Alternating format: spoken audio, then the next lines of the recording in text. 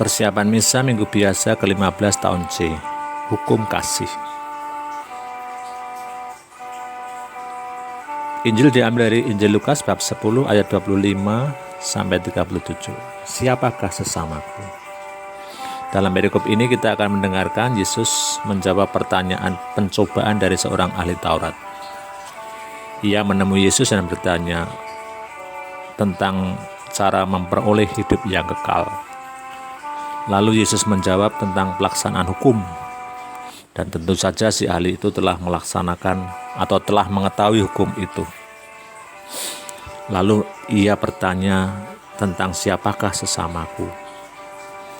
Kemudian dengan cerdik Yesus menjawabnya dengan suatu perumpamaan yang panjang tentang orang Samaria yang baik hati.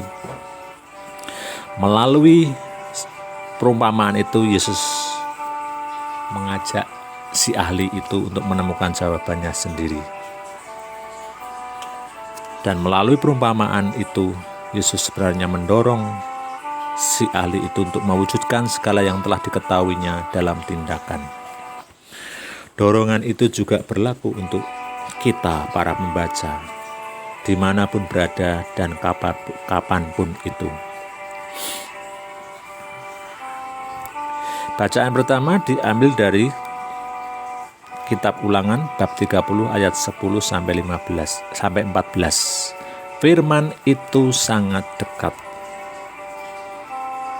Kita akan mendengarkan wejangan Musa kepada Israel. Perikop ini berupa wejangan Musa demi masa depan Israel. Musa mohon agar Israel hidup dengan mendengarkan dan melaksanakan firman Allah di tanah yang baru nanti, yakni tanah terjanji yang akan segera mereka masuki. Firman itu dekat, ada di hati dan di mulut mereka sebagai dasar hidup yang dinamis. Suara Tuhan atau firman harus diwujudkan dalam praktek keseharian.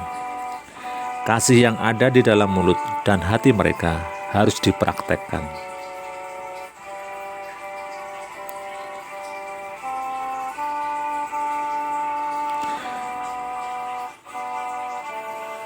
Hai orang-orang yang rendah hati, carilah Tuhan dan biarlah hatimu hidup kembali. Mazmur tanggapan, Mazmur 69. Mazmur tanggapan ini cocok dengan kisah si ahli yang mencari hidup kekal dan juga wejangan Musa pada bacaan pertama. Pemazmur menyatakan, biarlah hatimu hidup kembali, hai kamu yang mencari Allah. Karena keselamatan ada padamu ya Allah, kiranya melindungi aku.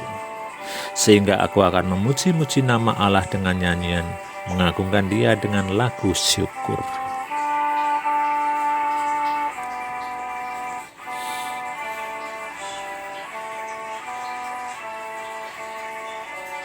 Bacaan kedua diambil dari